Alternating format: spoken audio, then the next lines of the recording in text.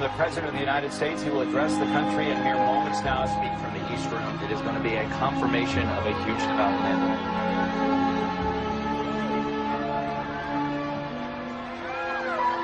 Good evening. Tonight, I can report to the American people and to the world that the United States has conducted an operation that killed Osama bin Laden, the leader of Al-Qaeda.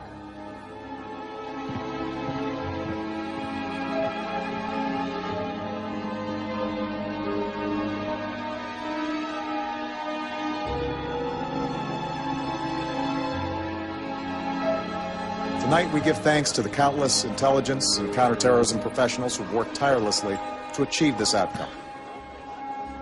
The American people do not see their work, nor know their names, but tonight, they feel the satisfaction of their work.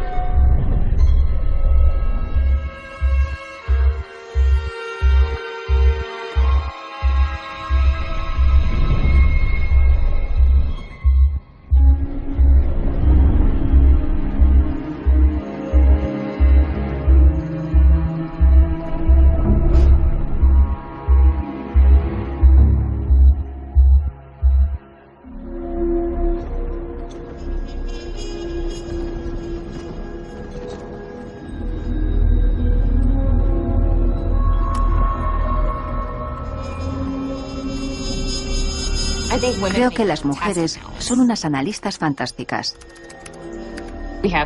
Tenemos paciencia y perseverancia. Y no buscamos continuamente obtener un premio inmediato.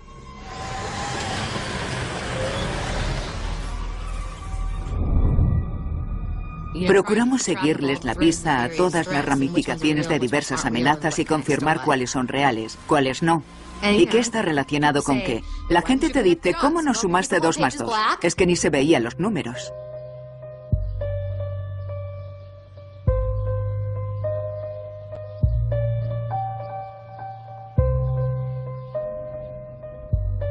Hay que sacar una historia de toda esta información, pero no la revisa una sola persona. La procesan muchos cerebros distintos. Por eso, cuanto más unidos estemos y cuanto más compartamos la información importante, mejor funcionará todo. En aquel entonces, las auténticas expertas en Al-Qaeda eran todas mujeres. Y al principio sus jefes no las apreciaban demasiado por el trabajo que hacían. Una vez, en una reunión de rendimiento, me comentaron que dedicaba demasiado tiempo a investigar a Bin Laden. Nos dijeron que estábamos obsesionadas, que era una cruzada, que nos dejábamos llevar demasiado por nuestras emociones. Sacaron a colación todos los tópicos sobre las mujeres. Los hombres tiran los muebles y las mujeres lloran. ¿Qué es mejor? Sí, estábamos al borde de la obsesión, pero yo pensaba que por una buena razón. ¿Y era una cruzada? Yo no lo llamaría así. Yo diría que nos entusiasmaba nuestro trabajo. Y aquello también iba contra las normas de la época. No te podía entusiasmar nada. ¿Cómo vas a dedicarte a un trabajo como este sin ponerle entusiasmo? Es imposible.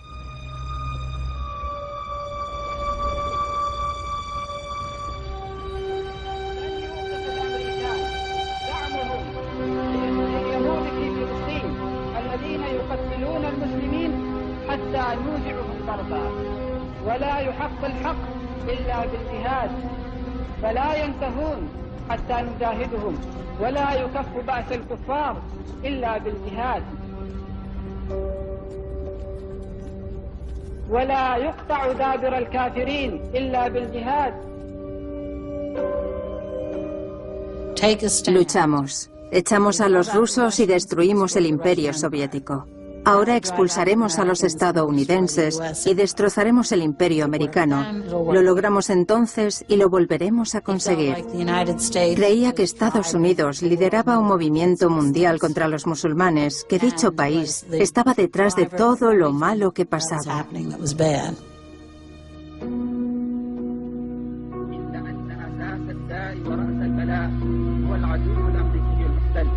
فينبغي تركيز الجهود على قتله وقتاله وتدميره ودحره والتربص به والترصد له حتى يهزم بإذن الله تعالى وستأتي المرحلة بإذن الله.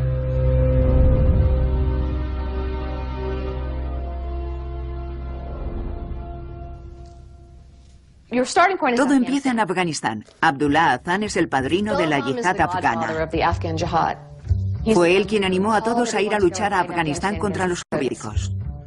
Colaboró en la fundación de una serie de organizaciones benéficas que conseguían voluntarios y dinero para ayudar a la yihad. Su socio era Osama Bin Laden. Un diagrama de relaciones es la representación visual de una red de terrorismo. Los analistas especializados en terrorismo dedicamos mucho tiempo a completarlos. Yo tengo en la cabeza la imagen de ese juego en el que tienes un hilo que debes colocar con los dedos para darle forma. Yo creo que eso es lo que hago con el cerebro. Desde luego no sabíamos que Al-Qaeda existía. No sabíamos lo que era una organización terrorista. Sabíamos que había un hombre muy rico que se llamaba Osama Bin Laden y que estaba financiando a muchos grupos terroristas. Sabíamos que había miembros de grupos terroristas de todo el mundo en Afganistán y en el círculo de Bin Laden. Así empiezas a ver trazos de lo que puede ser una organización. Pero ¿está ese tal Bin Laden, un ejecutivo con varias empresas, financiando varios grupos terroristas, o se trata de un grupo terrorista aparte? Aquella era la gran duda. Incluso dentro de los equipos de analistas son relativamente pocas las personas expertas en darle sentido a unos datos que en principio no parecen tener ninguna relación. Eso es lo que llamamos patrón de análisis. Intentamos averiguar cómo son las cosas. Estos expertos son esenciales en temas como el terrorismo, el narcotráfico, el tráfico de armas, porque cuentas con muchos datos independientes y hay que interpretarlos. Estas organizaciones y por supuesto Al-Qaeda estaba entre ellas. No quisieron que el mundo supiera de su existencia durante mucho tiempo. Hay que intentar averiguar que existen, aunque intenten ocultarlo. Aunque los miembros les nieguen que existen hasta a sus mejores amigos. Para ello hace falta talento y habilidad, a pesar de que la gente lo calificaba de magia. No me refiero a los analistas que se dedicaban a esto, sino a otras personas que carecían de dicho talento. Tengo aquí $4.50. Cuando sigues una investigación de inteligencia, a veces las cosas avanzan y cambian sin que te des cuenta siquiera. Es posible que pienses que algo está en su sitio y que aparezca de repente en otro sin que tú entiendas siquiera qué ha pasado. Estas monedas van a saltar una por una desde aquí hasta aquí, y lo van a hacer sin que lo veamos. 1, 2, 3 y 4.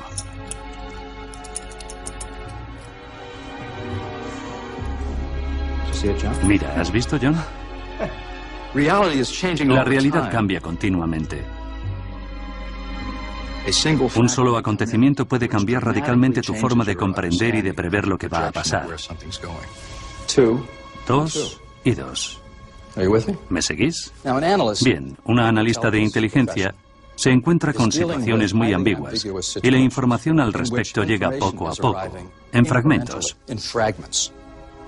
¿Me seguís? No tienes una imagen completa, porque la imagen va cambiando a medida que llegan los fragmentos. Tu percepción de la realidad cambia. Tienes que dejar muy claro qué es lo que sabes en concreto y qué no sabes.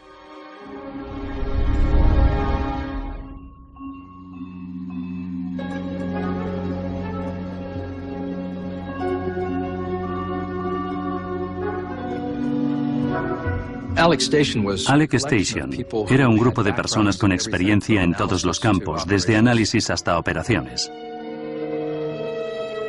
En la CIA existen distintos tipos de actividades. Por un lado está la parte analítica, en la que se intenta valorar las cosas, averiguar qué es lo que está pasando y prever lo que va a pasar. Por otro lado está la parte de operaciones. En esta parte hay personas que salen a buscar la información, que preparan a los espías y los dirigen, que los llevan, por así decirlo. Lo que hacía única a Alec Station era que unía la parte analítica y la de operaciones.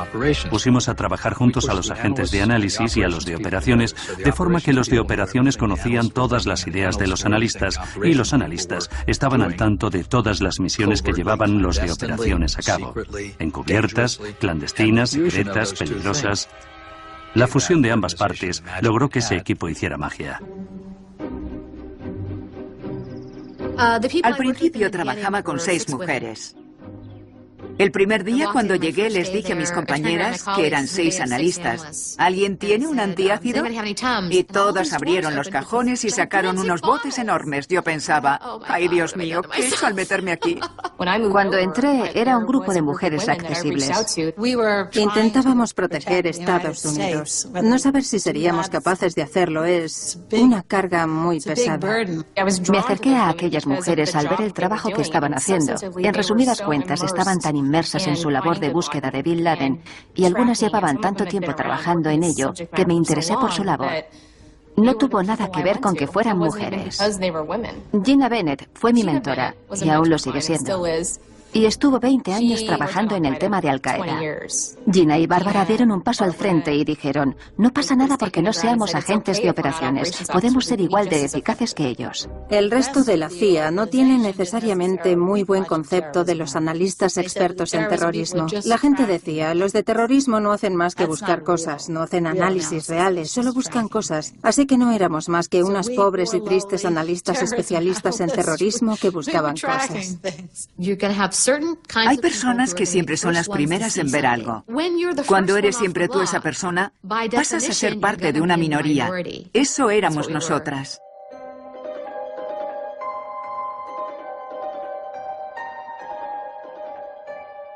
Se entregaba de lleno a su trabajo. Pasaba mucho tiempo allí. Jennifer era uno de los miembros de aquel primer equipo. Era muy seria y siempre estaba muy centrada. El tema le apasionó desde el principio y se entregó al máximo desde el primer momento. Jennifer se centró en buscar a Bin Laden. Insistió en quedarse en el equipo hasta haberlo conseguido.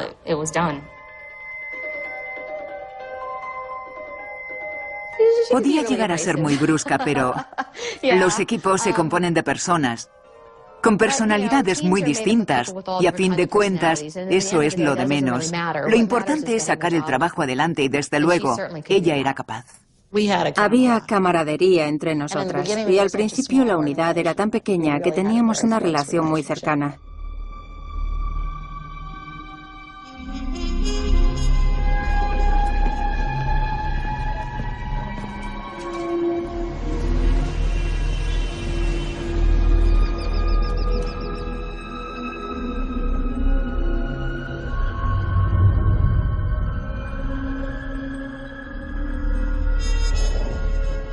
En la parte de operaciones trabajan todos los espías, son como los que se ven en las películas. Están siempre de aquí para allá fichando personas valiosas y jugando a ser James Bond o similar. Es peligroso, es peligroso. Necesitan sentirse seguros para poder hacer su trabajo. Pero también son muy bravucones. Bueno, somos los que dirigimos las misiones, ¿no? Somos la artillería pesada, los que salimos a la calle, los que hacemos las cosas. Los analistas, por favor. Yo pienso que la personalidad es esencial para este trabajo, aunque no siempre en el mismo grado. Estaba allí, en primera línea, en aquella zona. Me dirigía hacia mi objetivo sin tener en cuenta lo que había a mi alrededor. Muchas veces se habla de los agentes. Se dice, ese es agente de la CIA. Los agentes son personas a las que reclutamos nosotros. Piensan que es, hola, soy de la CIA y me han destinado a esta embajada. ¿Te gustaría ser espía? Las cosas no funcionan así.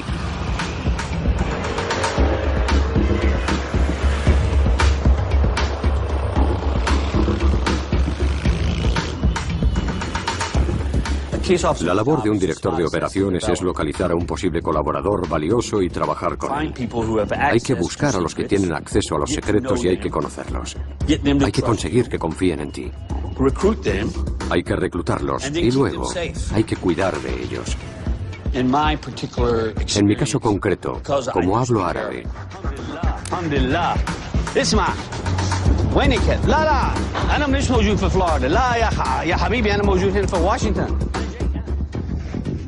me han pedido que me reúna con algunos amigos en zonas de riesgo, en zonas peligrosas. Evidentemente, lo más importante es empezar a ganarte su confianza. Te miran a la cara y ven a un estadounidense que se ha jugado mucho para estar allí sentado y para reunirse con ellos. Piensan, lo digo de verdad, que te preocupa su bienestar, que te preocupas por ellos y que los respetas por lo que te consiguen. Es como jugar una partida de ajedrez.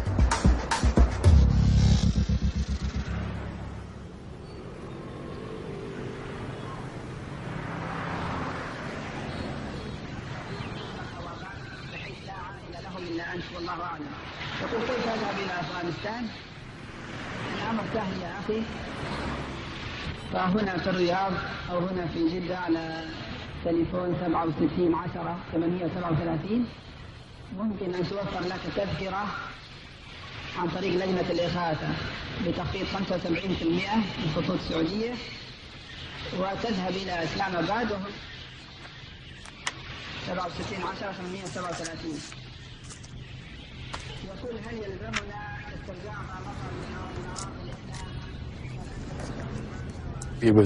Reclutaba sobre todo a universitarios saudíes muy idealistas para que fueran a luchar contra los soviéticos. Algunos fueron a Afganistán, entre ellos Bin Laden.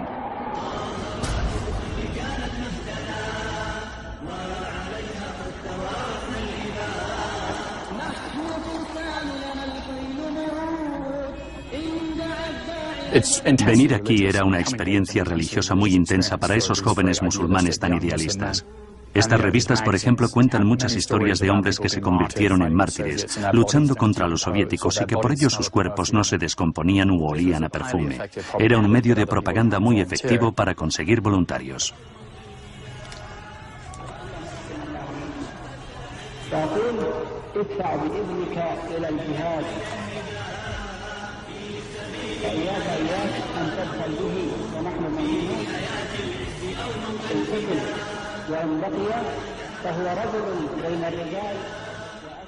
Esta revista llamada Jihad se vendía en todos los países del mundo islámico. El primer ejemplar se editó en 1984. En estas revistas aparece un hombre llamado Abu Abdallah. Era Bin Laden. En aquel entonces nadie sabía quién era Bin Laden.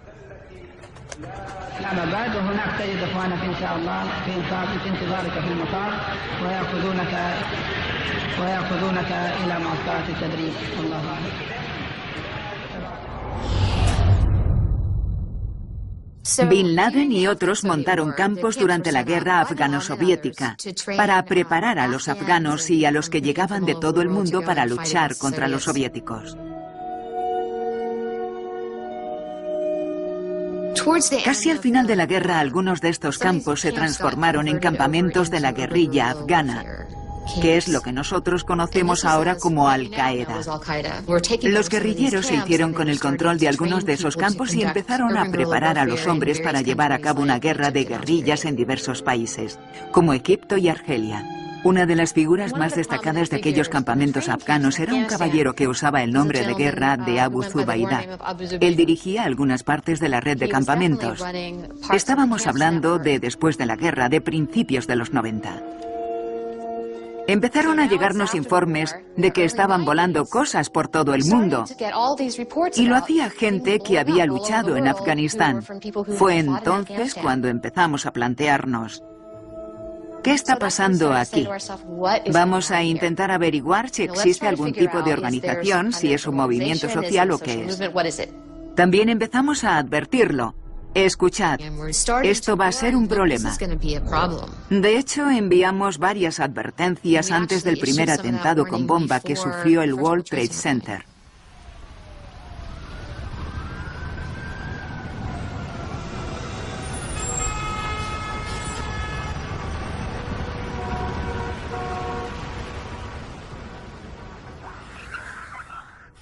Ramzi Youssef, al que estoy segura de que todo el mundo conoce del primer atentado que sufrió el World Trade Center, es primo y a la vez sobrino de Khalid Sheikh Mohammed,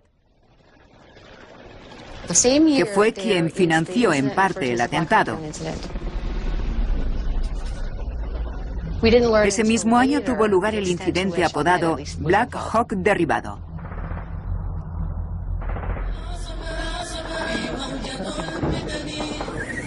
No supimos hasta tiempo después hasta qué punto había estado Al-Qaeda involucrada. Los planes no se han fraguado en un país concreto, no es el típico suceso. No podemos atribuírselo a ningún grupo terrorista. ¿Qué está pasando aquí? ¿Había sido Bin Laden? No había duda de que el denominador común de todo aquello tenía que ser Bin Laden. De repente comprendí que había una organización. En 1998 pudimos por fin decir con seguridad que existía una organización terrorista mundial y que Bin Laden era el líder de dicha organización. Su objetivo era promover la yihad en todo el mundo y crear un gobierno islámico global. No era un fenómeno de Arabia Saudí, hubo cierto debate sobre el nombre. Algunos decían que se hacían llamar Ejército Islámico. Según mi opinión fundada, se llamaba Al-Qaeda.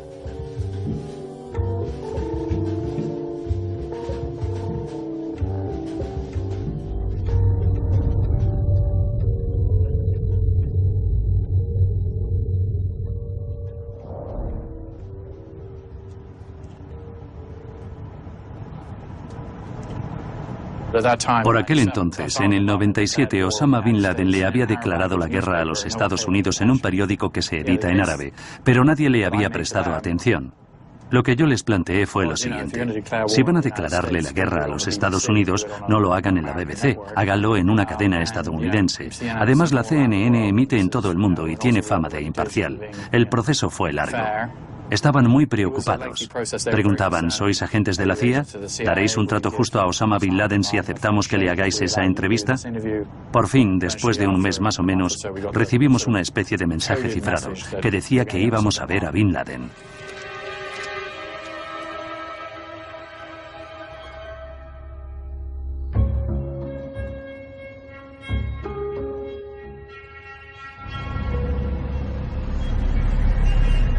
Nos recogieron al anochecer en una furgoneta más o menos como esta, ¿verdad?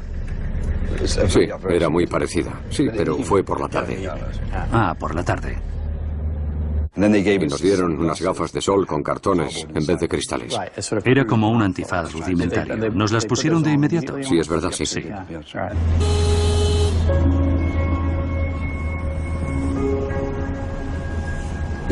Lo interesante es que si te mueves por Kabul, atraviesas unos túneles y aunque no veas nada, oyes y notas el cambio en la presión del aire y notas el ruido diferente de los túneles. Sí, sí.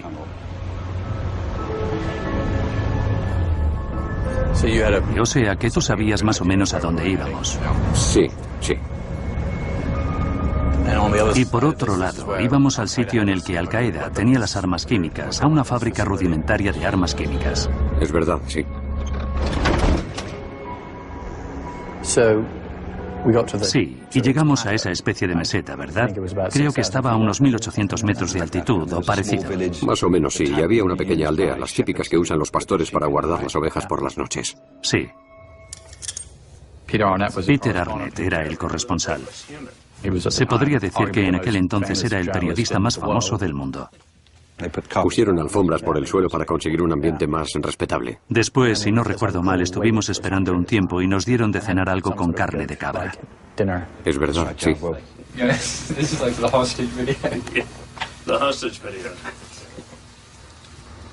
¿Te acuerdas de cuándo entró? Sí. Y te dio la mano, ¿no? Sí. ¿Recuerdas la sensación? Fue como tocar un pez muerto. No me saludó con fuerza. Fue un saludo frío. A veces lo he comparado con la típica forma de saludarte de los directores de las sucursales bancarias. Thank you, Mr. Bin Laden. Is there anything you'd like to add? Mm-hmm. Is there anything you'd like to add? We should change to... I think you'll just relax a minute, Okay, I think. fine. Just relax now.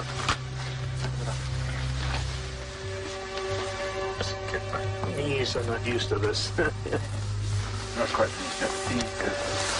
Well, Mr. Bin Laden's voice is in good condition. It got better as you got more into the subject, as you talked about it. فنحن قوم نرى أن القتل في سبيل الله هو شرف عظيم تمناه رسولنا عليه الصلاة والسلام كما في الحديث الصحيح والذي نفس محمد بيده لوددت أن أغزو في سبيل الله فأقتل ثم أغزو فأقتل ثم أغزو فأقتل فالقتل في سبيل الله شرف عظيم لا يناله إلا خيار هذه الأمة ونحن نحب القتل في سبيل الله أكثر مما تحبون أنتم الحياة. A mí me pareció una gran entrevista. Le declaró la guerra a los Estados Unidos dirigiéndose por primera vez a los espectadores anglófonos. فإن قلوب المسلمين مليئة غيظا وبغضا للولايات المتحدة الأمريكية وللرئيس الأمريكي. والرئيس الأمريكي يملك قلبا لا يفقه الكلام. Le preguntamos por qué. الحكومة الأمريكية هي حكومة ظالمة. Nos dio una lista de quejas sobre la política estadounidense en el mundo musulmán.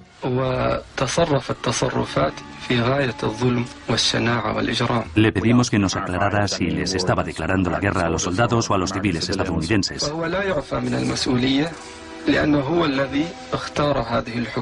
Más o menos dijo que los soldados estadounidenses eran el objetivo principal, pero que si algún civil se interponía, allá él. Dijo que en su opinión Estados Unidos era tan débil como la antigua Unión Soviética.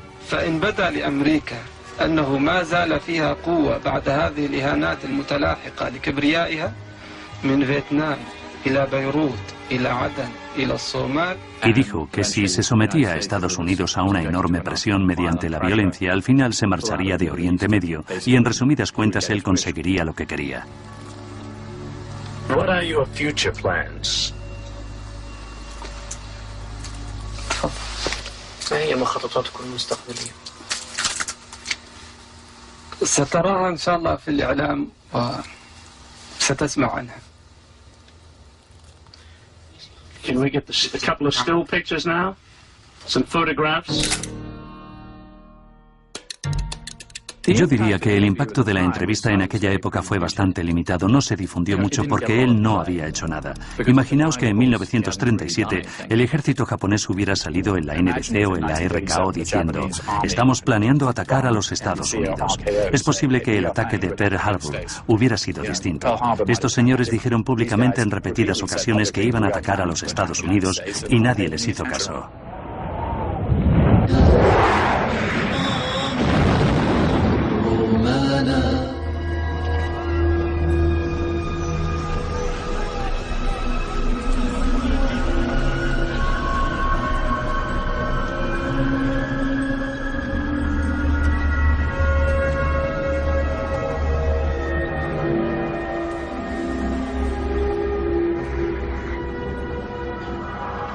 وقد ضربت هيبة أمريكا بفضل الله. وجاء الرد المزلزل وكان القصاص واستهدف المجاهدون المدمرة الأمريكية USS كول.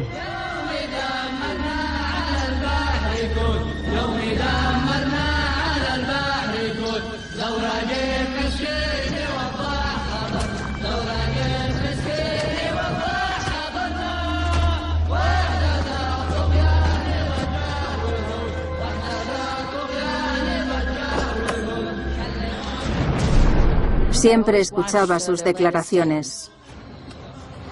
Lo que eligen, lo que quieren decir es muy importante.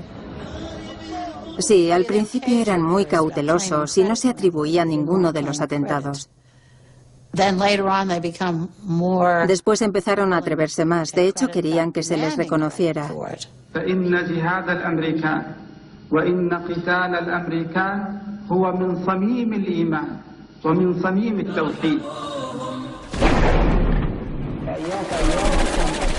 Te empiezan a llegar todas estas cosas. Esas imágenes tan horribles te afectan. Ese bombardeo tan horrible, tan malvado. Ese vídeo musical. Película de terror. No sé.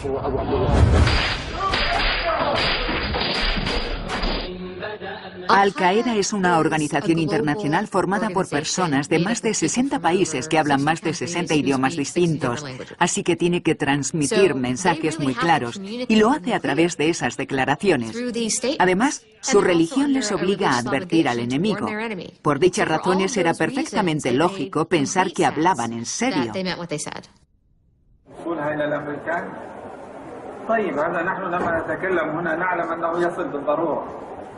فنحن نبشركم ونطلب منكم الدعاء من جهة ونقوم بحرب نفسية على الخصم تهز هيبته أمام العالم ما في حرج.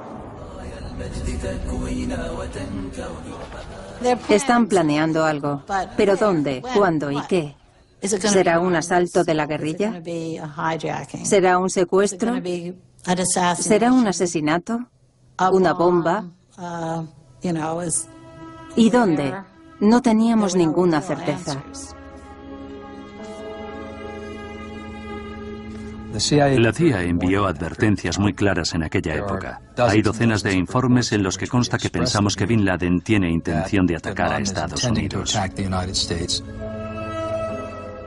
Celebrábamos reuniones semanales o quincenales para comentar lo que estaba pasando. Es de lo más frustrante no poder precisar una fecha y una hora. Siempre existen muchas incertidumbres, lo que inevitablemente genera discusiones. Y si adviertes sobre cada detalle, pasa como el cuento de Pedro y el lobo, y al final nadie te hace ni caso. Oriente Medio, sur de Asia, Europa, Estados Unidos... ¿Dónde? No lo sabes. En aquel entonces, en aquel informe no teníamos lo que yo llamaría información práctica. Quiero saber cuándo, quiero saber dónde, quiero saber quién. No podíamos determinar la fecha, ni el objetivo, ni el tipo de ataque. Ojalá pudiera deciros cuándo y dónde. No es fácil sacar información de una organización clandestina. Hay quien piensa, si tuvierais más personal y dedicarais menos tiempo a analizar, sabríamos todas esas cosas. Pero eso no es cierto. Puedes decir que estás seguro de que va a pasar, pero no podemos decidir lo que se debe o no hacer. Lo único que podemos hacer es advertir de que la situación es muy peligrosa.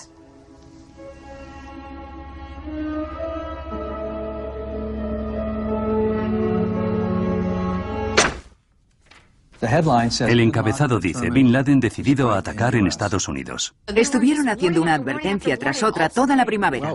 Bueno, es fácil hablar a posteriori. Sabíamos que iba a suceder algo gordo. Se podría pensar que la advertencia de agosto de 2001 dejaba claro que Estados Unidos estaba a punto de sufrir un ataque. Todo el mundo estaba muy nervioso. ¿Por qué no hicimos algo al respecto?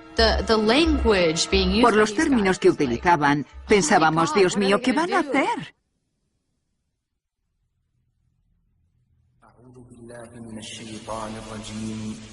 الشهر الحرام بالشهر الحرام والحرمات قصاص فمن اعتدى عليكم فاعتدوا عليه بمثل ما اعتدى عليكم وتلقى أبطال الغزوتين تداريبهم المكثفة وكيفية السيطرة على كابينة الملاحة وإتاحة المجال للطيارين لقيادة الطائرات نحو الأهداف المقصودة وتأمين الحماية لهم حتى لحظة ارتطام الطائرات بأهدافها. واصل الإخوة الطيارون إعدادهم في هدوء تام داخل العمق الأمريكي متجاوزين بذلك الهالة الإعلامية الضخمة المثارة حول القدرات الأمنية والاستخباراتية لأمريكا التي ملأت بضجيجها العالم كله. تلا الاستشهاديون وصاياهم الأخيرة التي بيّنوا فيها الأسباب والدوافع وراء القيام بهذا العمل المبارك. وأقول للقيادة الأمريكية إن أرادت سلامة جيوشها وشعبها بل تسحب جميع قواتها من بلاد المسلمين. كي تسترد المظالم حتى الأراذيل ساموا رسول أهل العزائم ما دنسوا لحمانا لو طوقته الضراغم حثالة البغي صالت فأين عهد الحواسم ناسوا بأن أبات نذود ذود القشاع نحن الذين وطئنا بالخيل عرش الأعاجم بالخيل عرش الأعاجم.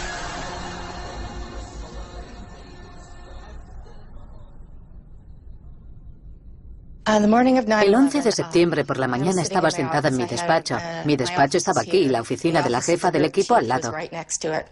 Tenía la puerta abierta. Levanté la vista y vi a un analista corriendo entre las mesas. Era uno de los analistas de más edad. Y normalmente los analistas de más edad no corren. Yo estaba en Jordania. Estaba en el edificio de la CIA. Yo estaba en la Agencia de Seguridad Nacional. Yo estaba en las oficinas de la Casa Blanca. Yo estaba en el Pentágono cuando sufrió el atentado. Acaba de llegar la primera noticia. Alguien lo puso en Real Player en su mesa. El informe decía que al parecer un pequeño avión se había estrellado. Entonces, cuando el segundo avión se estrelló contra la segunda torre, me di cuenta. En nuestra oficina no cabía ninguna duda de que era lo que estábamos esperando. Había pasado. Lo que nos pasó a todos por la cabeza fue: ha sido Bin Laden. Es un atentado terrorista y lo ha perpetrado Al-Qaeda. Sabía quiénes eran y qué intenciones tenían. Había empezado, era obra de Al-Qaeda, lo habían hecho, nos fuimos a nuestros puestos. Nos evacuaron a todos después de que se estrellara el segundo avión porque pensábamos que el siguiente, el avión que se estrelló en Shanksville, se dirigía hacia nosotros. Fue un caos absoluto. El avión pasó por debajo de mi despacho. Mis dos secretarios miraron por la ventana y vieron un 757 bajo sus pies. La orden fue evacuar el edificio. Solo quedarían los analistas, expertos en antiterrorismo. En pocas palabras, salimos pitando de los edificios y nos trasladamos al centro de operaciones. Les dije: escuchad, el jefe dice que no nos podemos marchar, pero si queréis iros, yo os cubro. Pero ni una sola persona se fue.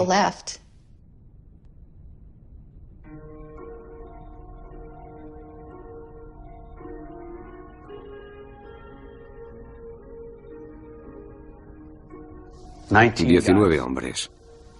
Miro estas caras y pienso en las consecuencias tan trágicas, tan terribles de sus actos. 19. Solo 19.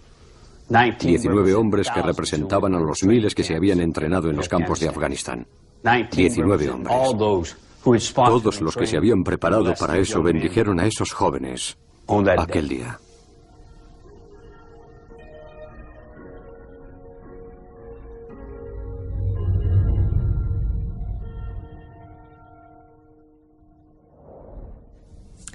Ahora es cuando se te hace un nudo en la garganta. Tengo que decir que el peor momento de mi vida fue más o menos en noviembre, porque después de los atentados tuvimos muchísimo trabajo. Todo el mundo lloraba en casa. En el trabajo se portaba con profesionalidad y hacía su trabajo. Todos estaban concentrados, corriendo de aquí para allá. Ya en noviembre las cosas empezaron a calmarse y llegó el sentimiento de culpa. Perdón, se me caen las lágrimas.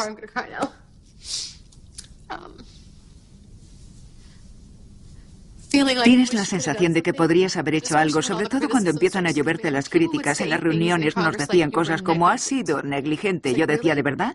¿Qué sabíais vosotros de Bin Laden antes de 2001? Nada. No nos habéis ayudado en nada y encima nos echáis la culpa por haberlo intentado.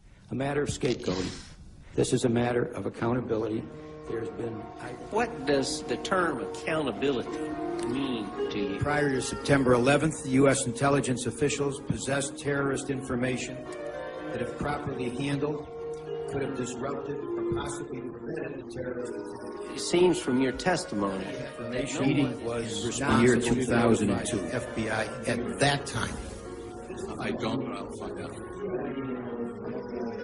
Has anyone in the CIA been held accountable for the failures of September the 11th or the events leading up to it?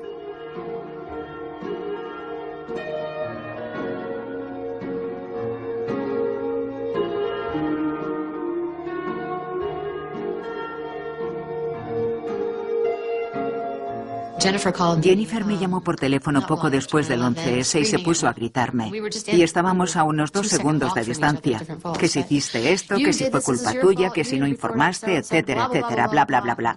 Yo le grité a ella y le colgué el teléfono. Estaba enfadadísima. De hecho, no volví a hablarle. Sin embargo, al volver la vista atrás, creo que fue su forma de expresar su dolor, porque ella también se sentía culpable. Todos nos sentíamos así.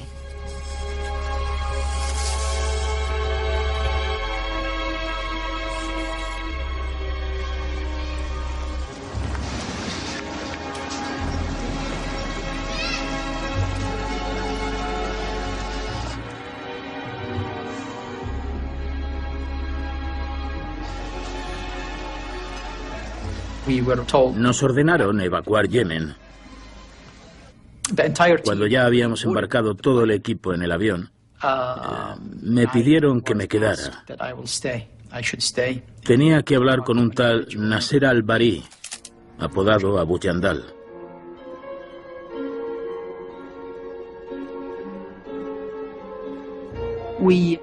Le enseñamos un álbum lleno de fotos.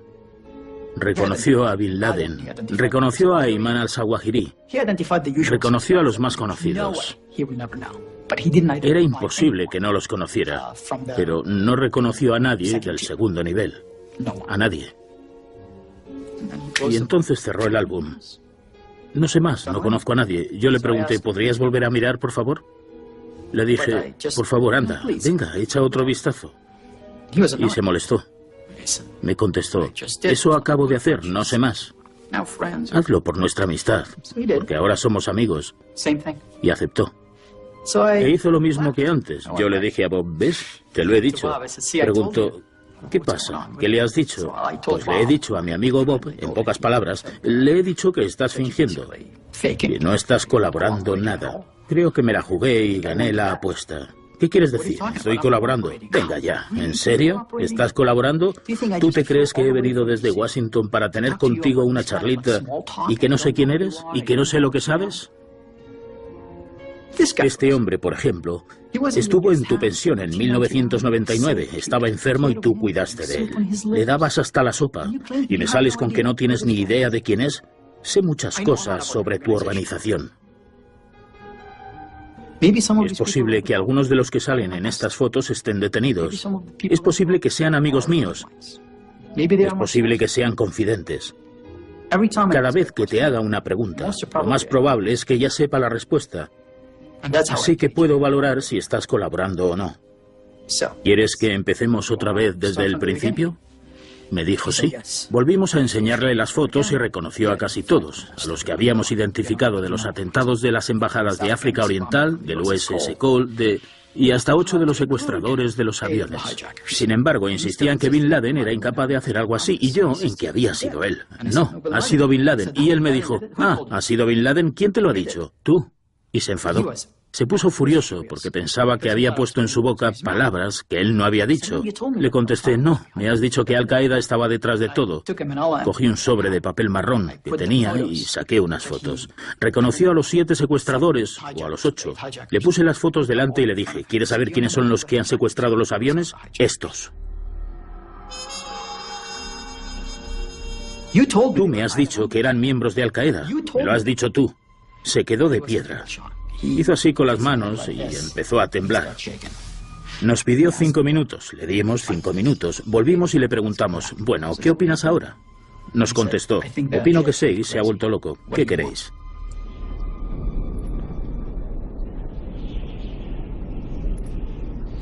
فها هي أمريكا قد أصابها الله سبحانه وتعالى في مقتل من مقاتلها فدمر أعظم مبانيها فلله الحمد والمنة.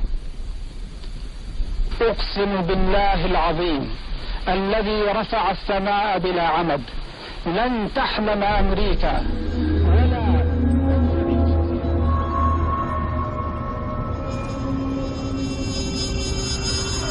Le echaron la culpa a un pequeño grupo, formado en su mayoría por mujeres. No fueron capaces de encajar las piezas. Que no fueron capaces. Si me lo dicen a mí. La burocracia de Washington las señaló con el dedo y les dijo: la culpa es vuestra, no teníais más que resolver el puzzle, no habéis sido capaces de encajar las piezas. Las piezas estaban ahí, fuimos nosotros los que decidimos tirarlas. Hola, que vienen a atacarnos. Trabajábamos mucho, te ibas a casa y en el coche repasabas las operaciones que se estaban llevando a cabo y decidías qué amenazas nos parecían genuinas. Piensas que tus amigos y tus compañeros corren auténtico peligro. A veces te acuerdas de esa gente que se ponen a hacer acusaciones a la ligera para intentar salir en la tele, sin entender de verdad a las personas implicadas. Aquello me causó tristeza al día siguiente, porque sabía que iba a tener que ir al trabajo a decirles a todos: escuchad, no entienden vuestro trabajo, no os dais cuenta. Ahora vamos a trabajar.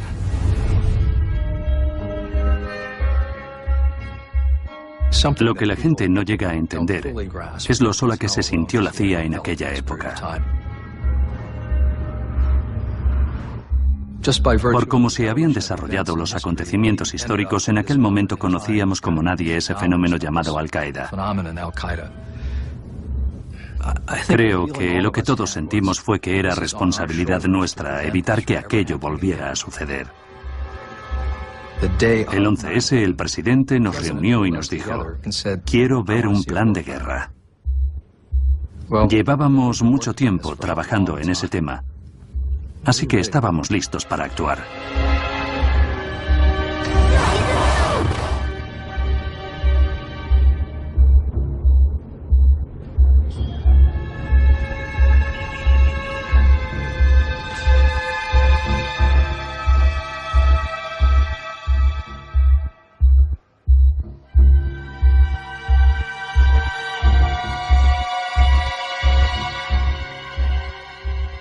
Después del 11S, Al-Qaeda suponía un reto. Primero había que entender bien la organización para trastocar sus planes y luego desmantelarla. Nuestra labor no se limita a evitar los atentados, porque si haces daño a una organización y el adversario está tan convencido de lo que hace, y ellos piensan que siguen las indicaciones de un libro sagrado, se planeará otro atentado.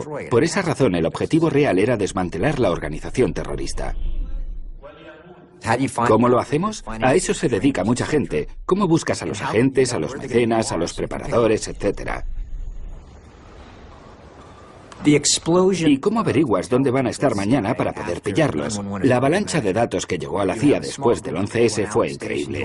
El equipo Alec Station, encargado de investigar el tema antes del 11S, era pequeño y tenía recursos limitados. Después del 11S, ese primer grupo quedó en nada cuando llegaron los nuevos recursos. Se produjo un cambio básico en la organización.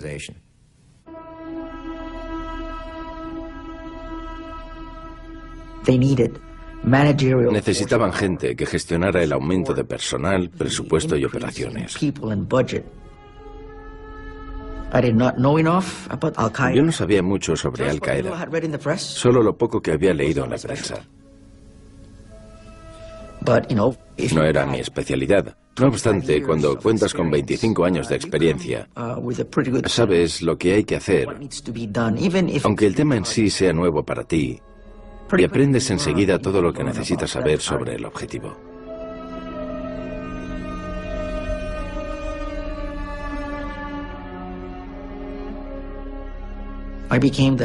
Me nombraron director de antiterrorismo, más o menos cuando empezamos a recibir todas esas amenazas.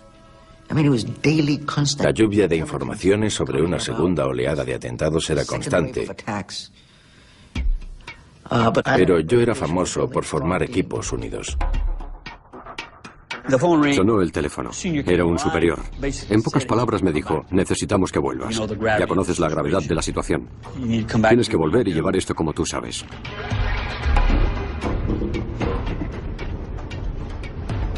Y en resumidas cuentas, volví para ejercer de director de la lucha mundial contra Al-Qaeda.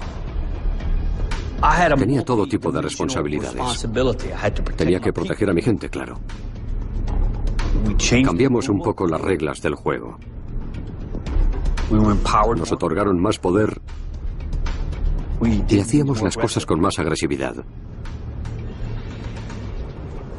Mi trabajo es destruir a Al-Qaeda.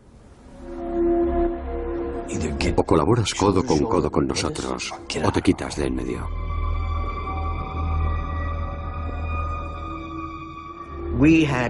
Nos habíamos centrado en capturar a Abu Zubaydah.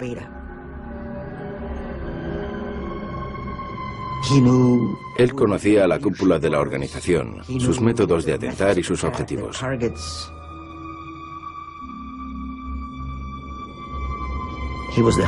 Era el terrorista de Al-Qaeda de mayor rango que habíamos detenido hasta entonces.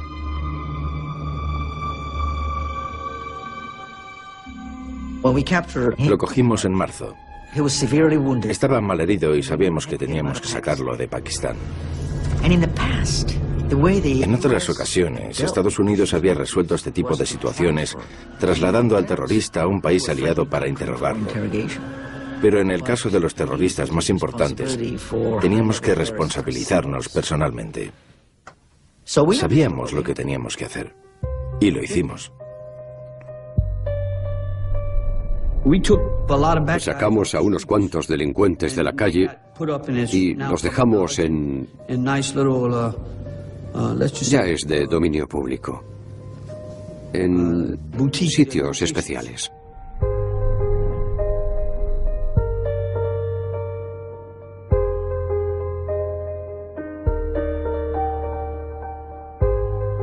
Hay dos cosas esenciales que no te pueden faltar en una sala de interrogatorios, especialmente si tratas con individuos de organizaciones como Al-Qaeda. No te pueden faltar datos ni empatía. Sin esas dos cosas, es muy probable que no te vaya bien. Nos dijo un par de cosas en la primera fase, pero luego dejó de hablar. Cuando recuperó las fuerzas, dejó de hablar. Al final comprendimos que teníamos que buscar una alternativa, porque aquel interrogatorio no estaba sirviendo de nada.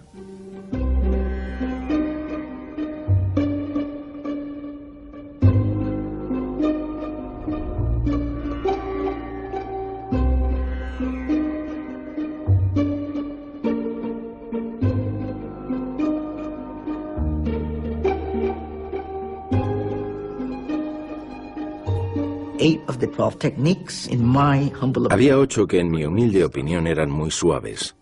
Por ejemplo, dar bofetadas. Por favor. Vale, puede que no sea agradable darle una bofetada a alguien, pero eso no es torturar. Agarrar de la solapa a alguien y acercarlo a ti puede ser desagradable y llama la atención, pero eso no es tortura. Nosotros no queríamos esto. No pedimos que atentaran contra nosotros. Lo decidieron ellos. Y si no podemos hacer ni que se sientan incómodos para salvar vidas, entonces es que hemos perdido el norte. Creo que la intención era, no podemos permitir que esto suceda. Vamos a hacer lo que sea necesario. Ellos nos odian porque sí. No se puede razonar con ellos.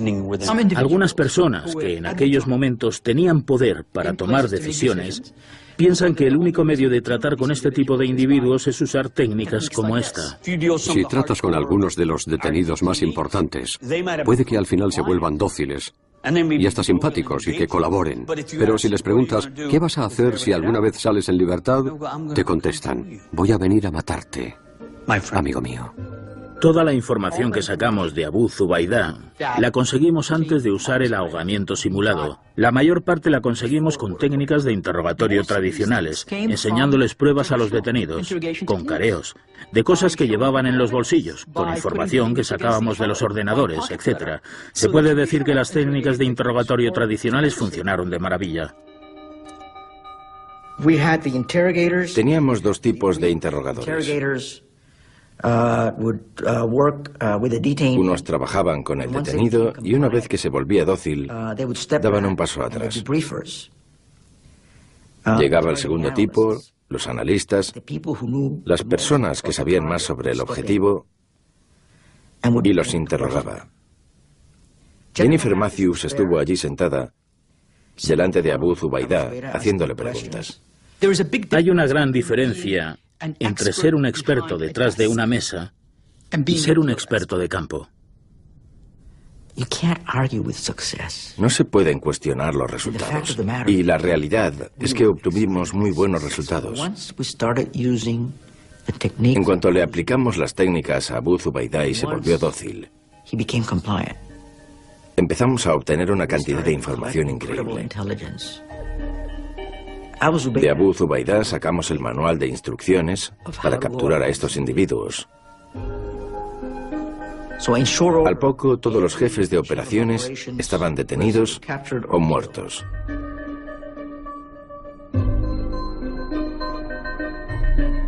Ramzi bin al-Sid, Nashiri, Hanbali, KSM. ¿Te acuerdas de él? Era simpático.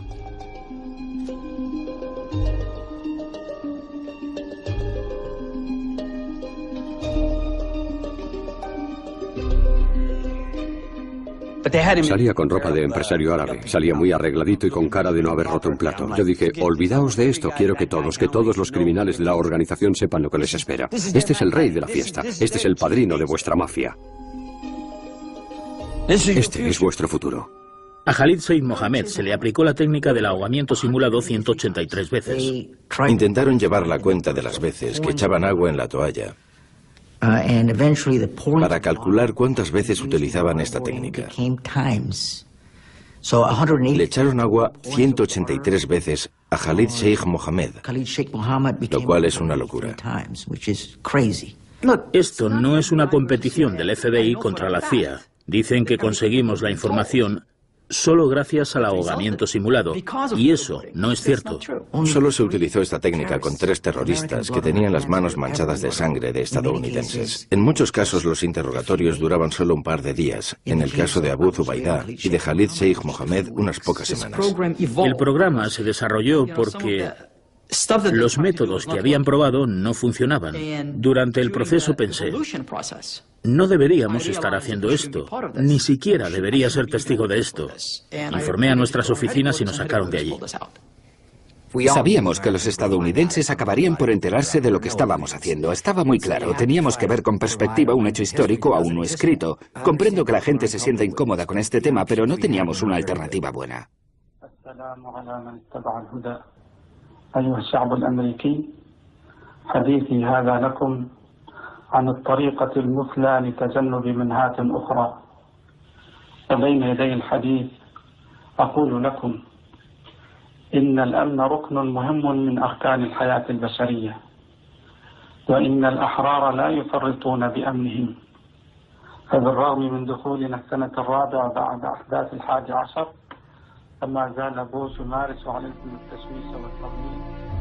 Tras los atentados del 11S, todos esperaban y sabían que lo más probable era que se fuera Tora Bora. Y de hecho así fue. Después de Tora Bora es muy probable que se fuera a Kunar. Y luego a otra parte. Podía estar en... Mi teoría era que siempre estaba moviéndose. Quizá por la frontera afgano-pakistaní, puede que hasta por Afganistán. Esa era la opción que más creíble me parecía, que estuviera en Afganistán porque era su patria espiritual, por así decirlo. Estaba en la yihad afgana. Me preguntaban dónde estaba Bin Laden a todas horas. Cuando fui a declarar al Congreso, lo primero que me preguntaron fue, ¿dónde está Bin Laden? Fui al despacho Oval unas cuantas veces y el presidente me preguntó, ¿dónde está Bin Laden? Todo el mundo me preguntaba lo mismo. Era muy frustrante tener que admitir que no lo sabías. Una vez uno de mis colegas vino a preguntarme dónde estaba Bin Laden y le contesté, mira, estoy harto ya. La próxima vez que alguien me pregunte dónde está Bin Laden, lo voy a mandar a tomar por saco.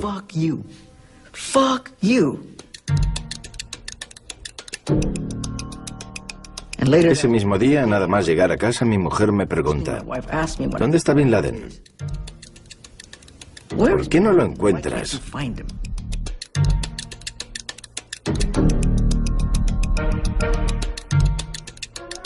El puesto más difícil que podías ocupar en Al-Qaeda en aquel entonces era el número 3 o el número 4 porque era el que se encarga de transmitir las órdenes. Tenía que dar órdenes sobre los ataques y cuando se comunicaba con alguien lo pillábamos. Sinceramente, en el fondo sabíamos que algún día tendríamos que pillarlo. Pero la verdad es que estábamos demasiado ocupados persiguiendo a los que estaban planeando ataques contra nosotros. Enhorabuena, Abu Atontado. Ya eres el número 3 de Al-Qaeda. Esa es la buena noticia. La mala es que ahora que eres el número 3 de Al-Qaeda, prepárate. Ponte el casco, porque es probable que tu carrera en Al-Qaeda esté a punto de acabar.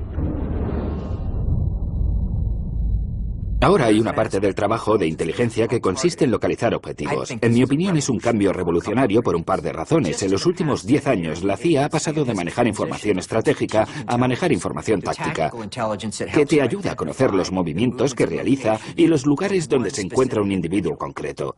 No me interesa solo la organización estratégica de Al-Qaeda. Quiero que un analista se dedique en exclusiva a vigilar un objetivo concreto. Que haya personas cuyo único objetivo en esta vida sea seguir a otro ser humano.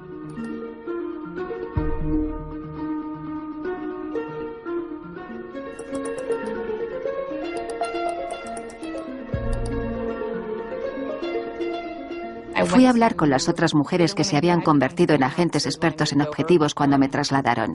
Hablé con Jennifer Matthews y con otras de las mujeres que ya habían allanado el camino y les pregunté, ¿qué hago? Tengo que construir esto desde los cimientos, como había hecho antes. Todavía no teníamos una buena herramienta informática para hacerlo. Preparé una hoja de cálculo y cuando hablé con Bárbara, con Gina y con otras compañeras, me dijeron, nosotras trabajamos así. Adelante. Es justo así como se hace.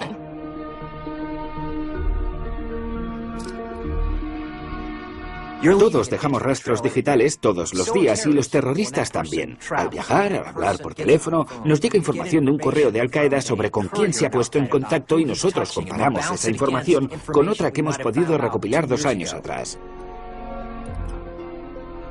Vigilan a un terrorista en una zona y en determinado momento pueden enviarle un telegrama a una oficina para que organice una misión contra ese objetivo al día siguiente. Son los que deciden cuándo hay que actuar, son los expertos en objetivos. Tienes que conocer a la perfección el objetivo que persigues. Tienes que saber cómo actúa o reacciona esa persona, qué va a hacer cada día, cuál es su estrategia, con quién va a hablar, cuáles son sus prioridades en la vida, si prefiere a la esposa número 1 o a la esposa número 2.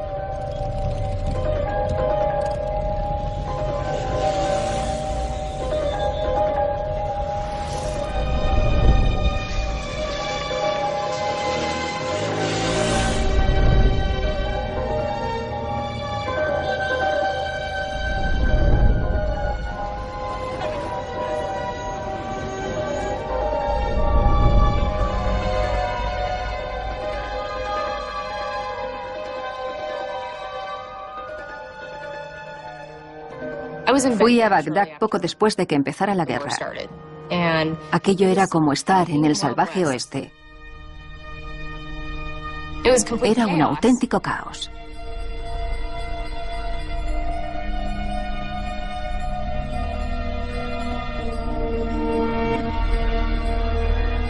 Al principio Bin Laden estaba contento con aquello, con lo que pasaba en Irak.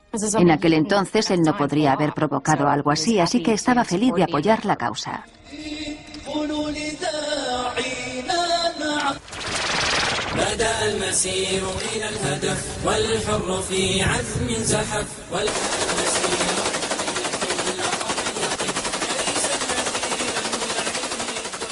Era un terrorista despiadado. Sentía que tenía que sacarlo de la calle por el bien de los iraquíes.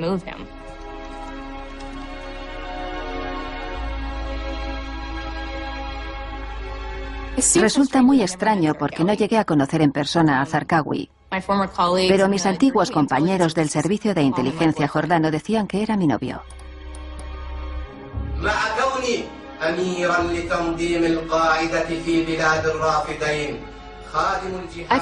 Tenía la sensación de que conocía a Zarqawi demasiado bien.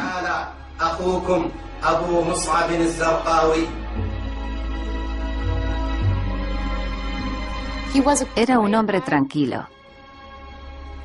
Un caso patológico porque era un monstruo. El jefe del grupo me llamaba a las 2 o las 3 de la madrugada cada vez que explotaba una bomba, cada vez que detonaba un artefacto, cada vez que atentaba contra una mezquita. Siempre. Me pasaba las 24 horas del día pensando en él y después de un tiempo empezó a ser desagradable. En mi opinión, está claro cuál es el mejor modelo. Nuestras fuerzas especiales, nuestros comandos de operaciones especiales, sus analistas, nuestros analistas, sus operadores, nuestros operadores. Trabajaban codo con codo. Trabajaban sobre el terreno. Trabajaban entre nosotros en nuestras oficinas de campo y nos ayudaban en las misiones aportando todos sus conocimientos, lo que habían aprendido y utilizando su capacidad para combinar las operaciones de inteligencia con las operaciones especiales, lo que logró que se creara una sinergia letal. Tu labor como experta en objetivos en una guerra es ayudar a los soldados que están allí a localizar un objetivo y ser lo más precisa posible.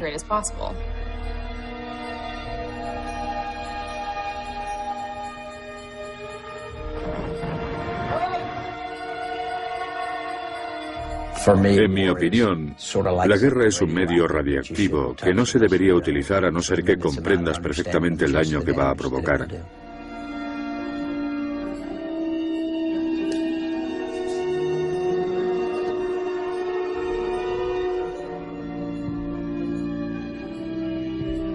Puedes creértelo.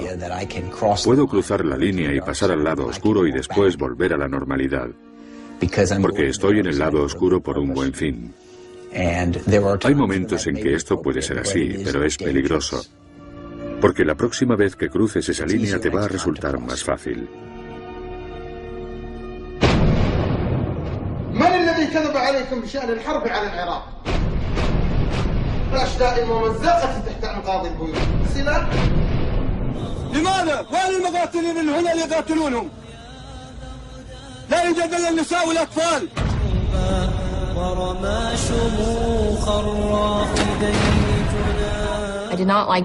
No me gustaba participar en los asaltos, no era... Yo era analista, no podía.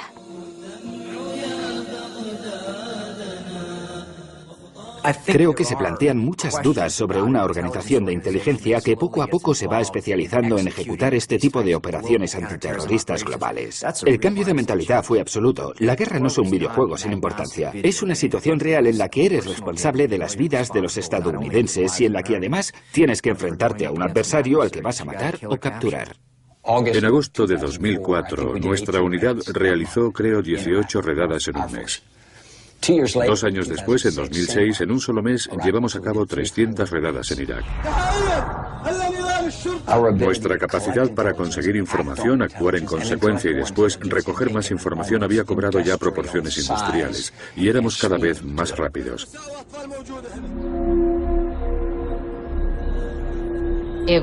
Éramos una máquina muy bien engrasada. Se hacía una redada tras otra. A veces daban frutos y otras veces no tantos. Creo que algunas veces el empeño que poníamos nos hacía olvidar cuál era nuestro objetivo esencial. Era como si pensáramos, hay otro objetivo, vamos a por él, porque podemos. La máquina seguía funcionando. Llevamos a cabo miles de redadas de este tipo en Irak y Afganistán, y cada vez se nos daban mejor. Esa tendencia y la colaboración con la CIA, una colaboración que no nos podríamos haber imaginado en 2001 o 2002, fue clave a la hora de hacerle frente a esa amenaza. Sin duda alguna, tienes que tener claros tus valores morales para poder dedicarte a este trabajo.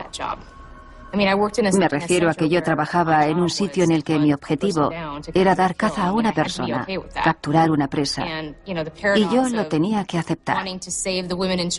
Querer salvar a mujeres y niños iraquíes y tener que matar para ello es una paradoja de la que era perfectamente consciente, pero para mí tiene una justificación.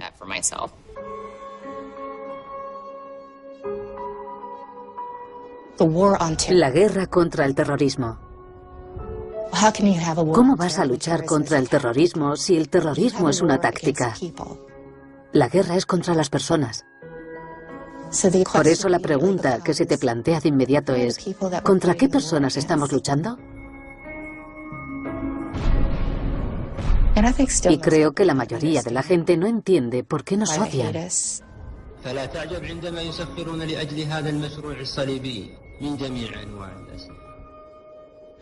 Algunas acciones son necesarias, pero si la solución que tenemos para este tipo de problema es solo llevar a cabo estas acciones sin tomar al mismo tiempo medidas eficaces para evitar la aparición de nuevas amenazas, el proceso será infinito. La táctica de conmoción y pavor no sirve para acabar con el terrorismo. Solo genera más terrorismo. Empieza a llegarles dinero a las bandas terroristas y la población se radicaliza. La guerra contra el terrorismo solo debería llevarse a cabo extraoficialmente y lo más discretamente posible. Sin embargo, las misiones antiterroristas, por su naturaleza, no resultan demasiado satisfactorias para una opinión pública asustada.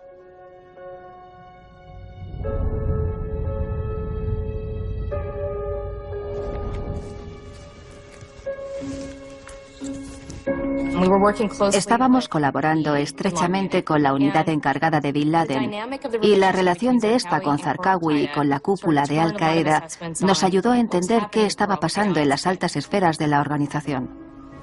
Bin Laden no sabía, estoy segura, lo que Zarqawi tenía pensado hacer y estaba claro que era muy distinto a algunos otros líderes de Al Qaeda. No tenía el mismo currículo académico que muchos de los eruditos de Al Qaeda. No tenía la misma, por decirlo de alguna manera, imagen profesional de la yihad que tenían otros en la organización. No sabía que no entendía las reglas del juego. Zarqawi pensaba sencillamente que podía utilizar cualquier estrategia con independencia de lo brutal que fuera.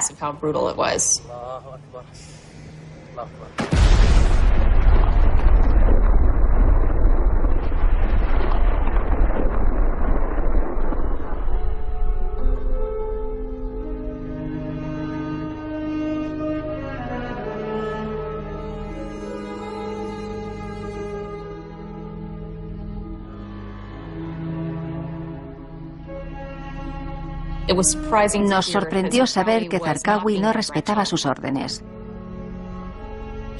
Se había insubordinado.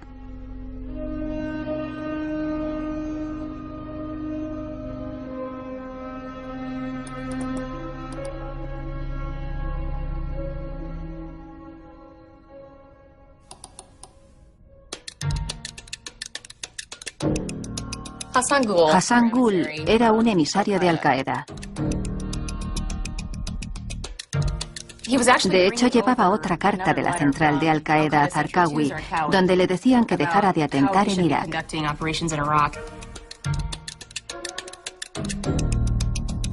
Cuando descubrimos que Hassan Ghul iba a viajar a Irak, decidimos que era una gran oportunidad, así que organizamos una operación entre mi equipo y el gobierno kurdo para capturarlo. Consistió...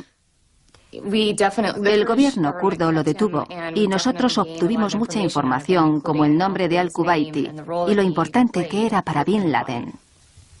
¿Te he contestado? ¿Sabe cómo salió a relucir el nombre de Al-Kuwaiti?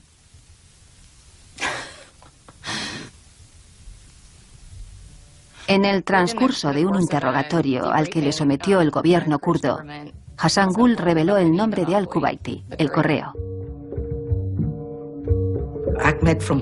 Ahmed, el de Kuwait. Era una información importante, aunque sabíamos que el seudónimo no nos decía nada. Porque es como decir José el puertorriqueño. Podía ser cualquiera. La clave fue que nos dijo que Bin Laden no utilizaba ningún otro medio para comunicarse. Le preguntamos a Khalid Sheikh Mohammed sobre el correo y se quedó. Dio un respingo. Su lenguaje corporal cambió. Dijo, no, no, no. Y todos sabemos ya desde pequeños que si de repente saltas y te pones a gritar, no, no, no, es probable que quieras decir sí, sí, sí. No había dicho la verdad. Luego, y eso es lo bueno de las cárceles secretas, interceptamos un mensaje que le pasó a otros detenidos. Les dijo a sus compañeros que no dijeran ni una palabra sobre el correo, y solo con eso nos estaba diciendo mucho. Significaba que era alguien de tremenda importancia y que habíamos descubierto una pista clave.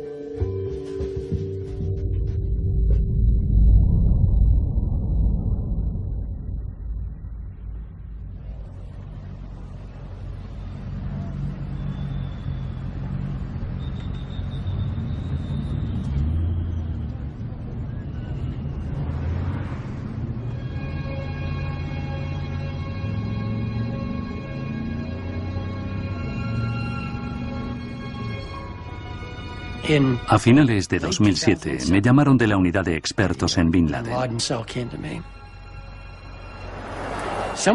Algunos miembros llevaban trabajando en el tema desde mucho antes del 11S.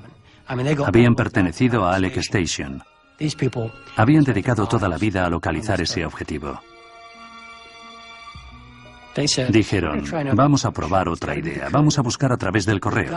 Tenemos información sobre los correos. Vamos a empezar a trabajar a partir de ahí.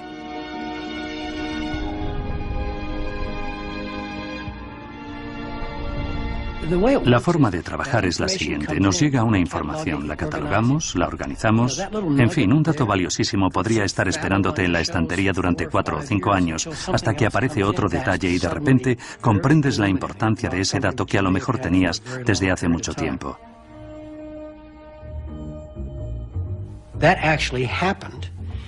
Eso fue de hecho lo que pasó cuando trabajábamos en la búsqueda de Osama Bin Laden.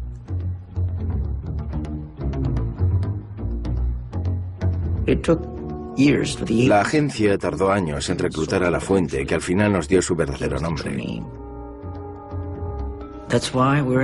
Por eso nos dedicamos a buscar información de forma secreta. Porque en muchos casos toda esa tecnología moderna no te dice lo que necesitas saber. El verdadero nombre. Por fin lo conseguimos. El nombre que fuera. Un nombre árabe, ¿sabes? Con ese nombre pudimos descubrir muchas cosas sobre él. A partir de ese momento, la agencia pudo hacer su especialidad, buscar a ese tipo y encontrarlo. Muy poco después informé al presidente. He de decirle, señor presidente, que mi gente es optimista. Están convencidos de que esta pista podría llevarles a algún sitio.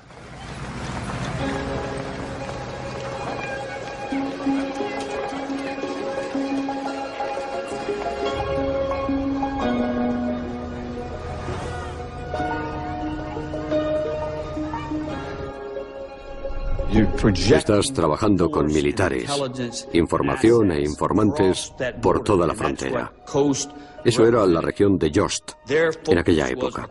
Se centraban sobre todo en Waziristán, porque allí era donde estaba el enemigo.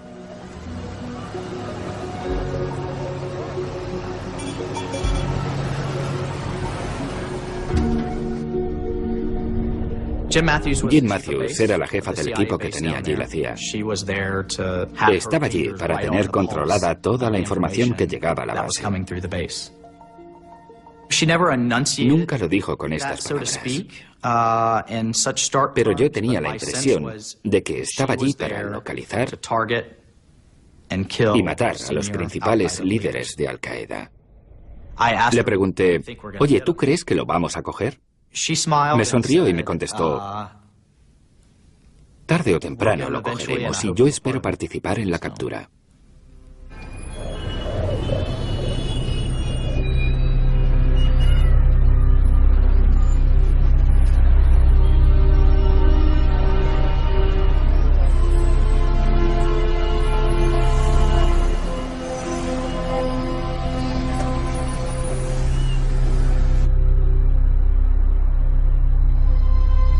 الحمد لله بدأ ثقتي فيه تقوى فقدر الله أن أرى منامي.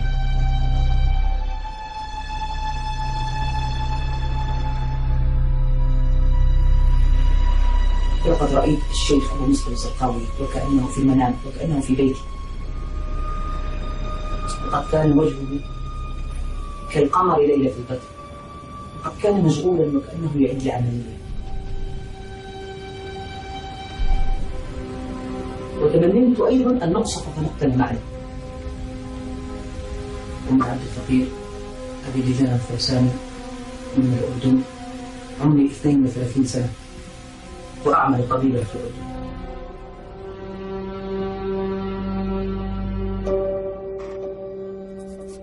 No es como uno se espera que sea un radical. Era médico y trabajaba en una clínica de refugiados.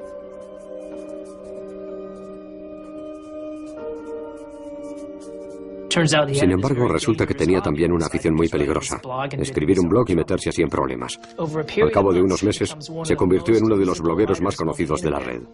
Entonces la CIA y la Agencia de Inteligencia Jordana decidieron reclutar a Balawi como espía. Después de varias semanas lo convencieron para que trabajara para ellos.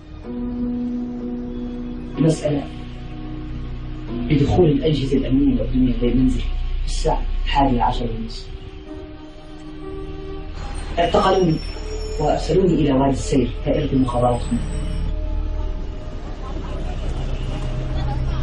فبعد أن اعتقلوني واستجوبوني وعرضوا علي مبالغ تصل إلى ملايين الدولارات، هي من أعطاني الأموال الطائلة، هي من دفع للتذكرة. لذلك أنا أتيت إلى وزيرستان من خلال مطار الشرق. Balawi consigue entrar en Pakistán y, en pocas palabras, desaparece. Lo más probable es que alguien se hubiera imaginado que era un informante y que le hubieran cortado la cabeza. Nadie tiene noticias de Balawi en 3 meses. De repente se pone en contacto con la CIA y dice: estoy dentro. Balawi es médico y ha empezado a tratar al número 2 de Al-Qaeda, Ayman al-Zawahiri.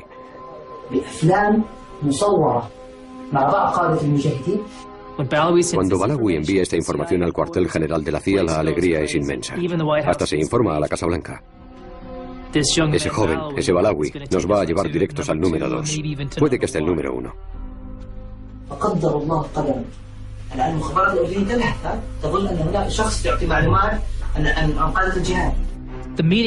La reunión tenía que llevarse a cabo en algún lugar que la CIA controlara por completo, y claro está, solo podía ser la base de Yost.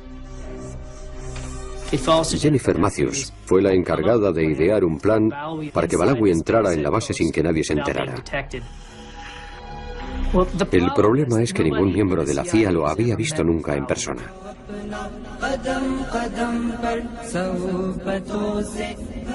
Lo prepararon todo para que entrara en la base sin que lo registraran ni comprobaran su documentación, porque les daba miedo que alguien lo reconociera y que se desvelara su identidad.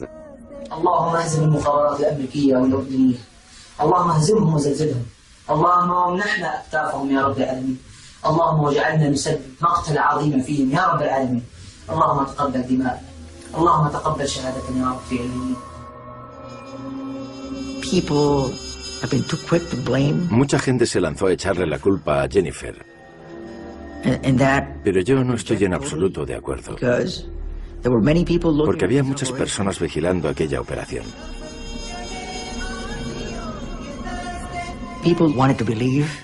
La gente quería creer que aquella fuente era de fiar.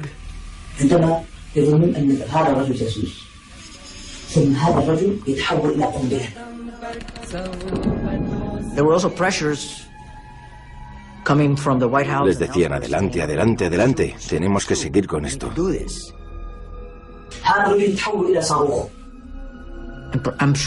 Seguro que hubo personas que dijeron: puede que no. Quizá deberíamos ir más despacio. Sucede en muchas operaciones, pero no sucedió en aquella. Lo prepararon todo para que pasara los controles de seguridad sin que los guardias lo vieran siquiera. Entra a la base, pasa un segundo control, pasa un tercer control y llega al corazón mismo de la base, al Sancta Sanctorum.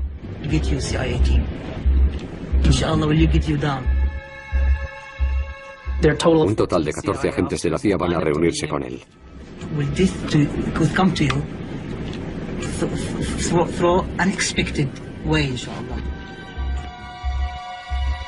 Balawi sale del coche por el lado que no debe y grita en árabe: Dios es grande. Antes de que nadie pueda impedírselo, aprieta el detonador.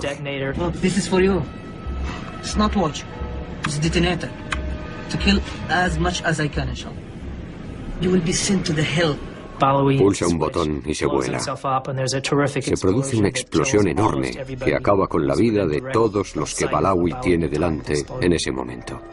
Oímos la explosión, pero cuando vimos el humo que salía del sitio en el que yo sabía que estaba Chapman, me di cuenta de que habían atentado contra la base. Supimos que alguien había entrado en la base y que habían atentado contra la agencia. Y comprendimos que había sido algo gordo.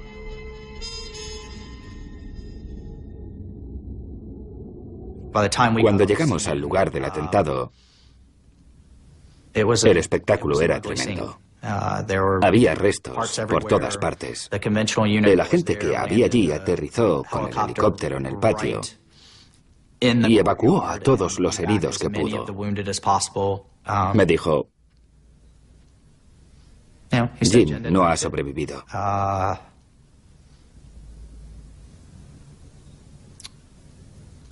Su jefa de logística, la mujer con la que habíamos trabajado codo con codo a diario, había muerto.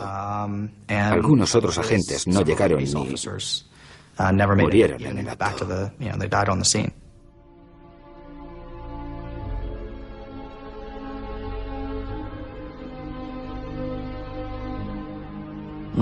Cuando tienes una misión y luego otra y luego otra, al final siempre pierdes a alguien.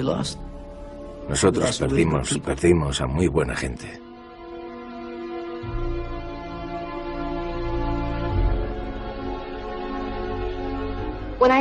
Cuando me enteré de que Jennifer estaba en Host, me quedé de piedra. Bin Laden había acabado con ella. No sé, me parecía surrealista que le hubiera pasado aquello. Con la de años que llevaba intentando evitar que provocara otra tragedia, al final fue el responsable de su muerte. Es descorazonador. La agencia recibió críticas y, para ser sincero, lo entiendo. Pero no se habría conseguido lo de Abbottabad sin lo de Host. Una agencia que no está dispuesta a correr los riesgos que se corrieron en la reunión de Host, que por desgracia terminó en tragedia, no va a conseguir nada. No va a hacer todo lo necesario para seguir el rastro que los llevó a ellos hasta Abbottabad. De hecho, varias de las personas que encontraron el camino hasta Abbottabad murieron en Host.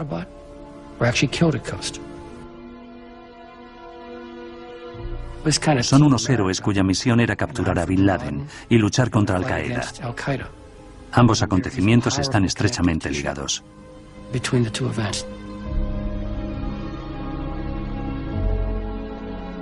Según Bin Laden, aquella operación fue una gran victoria. El terrorista suicida había atentado contra un objetivo militar. Para Al-Qaeda aquello era importante. Su objetivo eran altos cargos del ejército y la CIA. Eran objetivos muy importantes.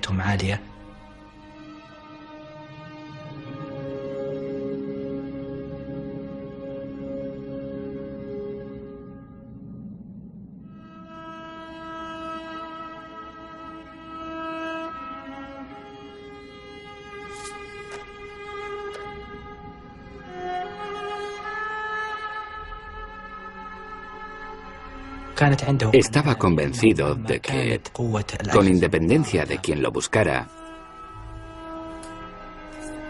era imposible matar a un guerrero de Al-Qaeda a no ser que éste cometiera un error.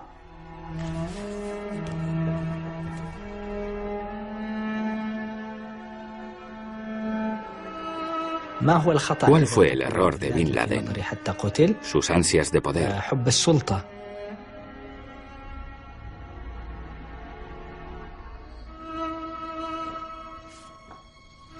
El correo traía y llevaba mensajes constantemente.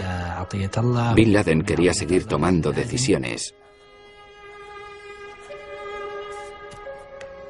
Por eso estaba en contacto permanente con su segundo. Si se hubiera callado, habría estado a salvo.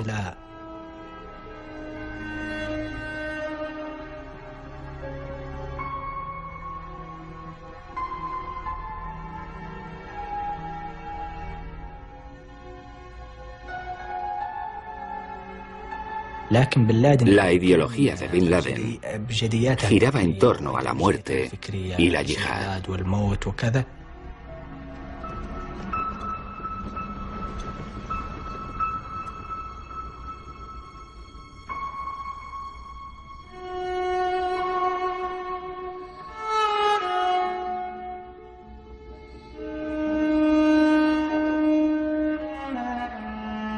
Sin embargo, lo cierto es que él nunca se arriesgó a morir.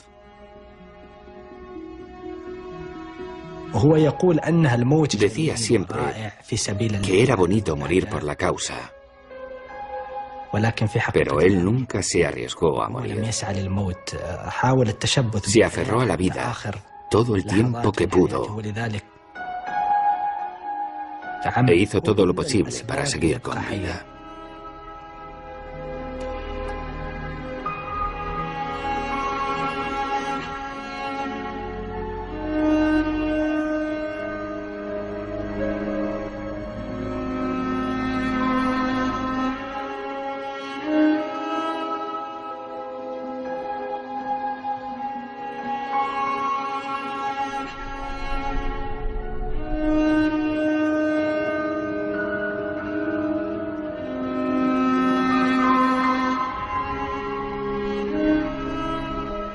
La búsqueda del correo de Bin Laden se realizó bien, en mi opinión. La llevó a cabo un grupo de personas muy unido, con muchos años de experiencia, al que le importaba de verdad su misión y cuyos integrantes se apoyaban los unos a los otros. Inventamos una técnica que funciona, una técnica que al final nos llevó hasta Bin Laden. Me llamó un antiguo compañero y me dijo, pon las noticias. Yo estaba en casa y puse las noticias. El presidente iba a anunciar algo. Me dio la impresión de que había sido un buen día para la CIA.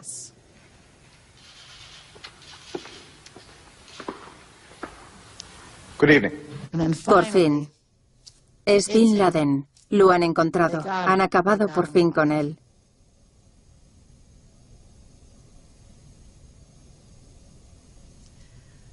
Sí, fue un día importante.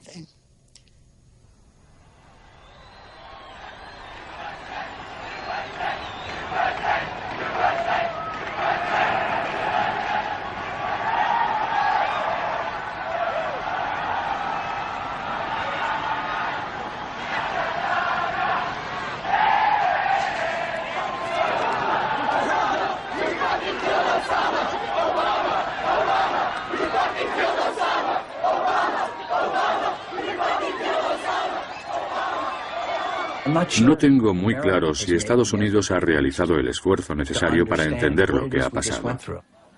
Lo importante de verdad no es cómo se llevan a cabo estas operaciones, sino saber por qué la gente contra la que luchamos hace lo que hace. ¿Por qué es el enemigo nuestro enemigo? Si no entiendes por qué te están atacando, es muy difícil acabar con la amenaza. No entendemos bien su idioma, no entendemos del todo su cultura. No tenemos que permanecer ciegos, sordos y mudos en aquellas zonas del mundo que nos importan.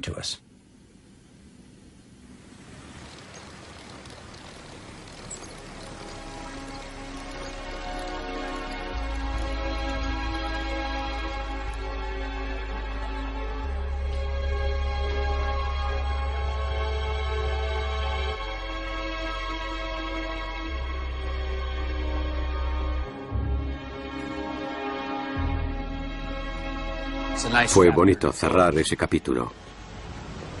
Fue bonito, pero esto no ha terminado. Por desgracia, creo que esta situación se va a repetir.